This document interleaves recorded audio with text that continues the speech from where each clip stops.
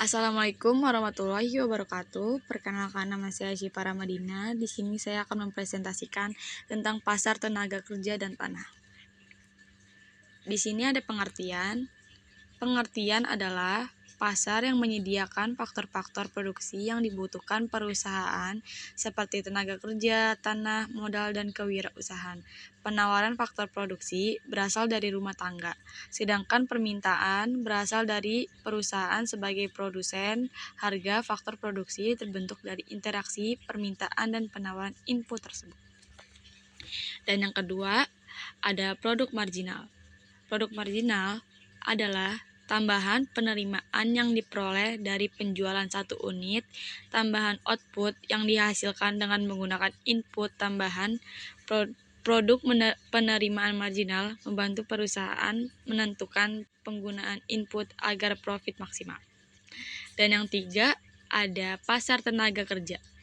Pasar tenaga kerja adalah tempat bertemunya permintaan tenaga kerja dari perusahaan yang penawaran tenaga kerja dari individu. Faktor yang mempengaruhi pasar tenaga kerja antara lain pertumbuhan ekonomi, kebijakan permintaan, pemerintah, teknologi, dan tingkat pendidikan tenaga kerja.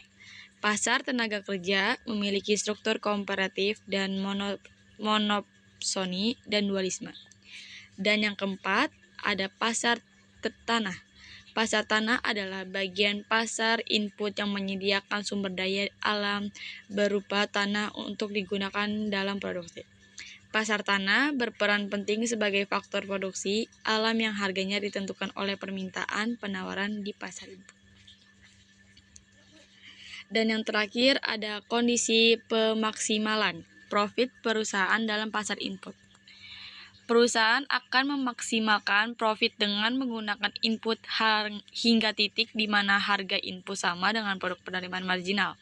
Harga sama dengan produk penerimaan marginal pada titik ini tambahan penerimaan dari penggunaan satu unit input.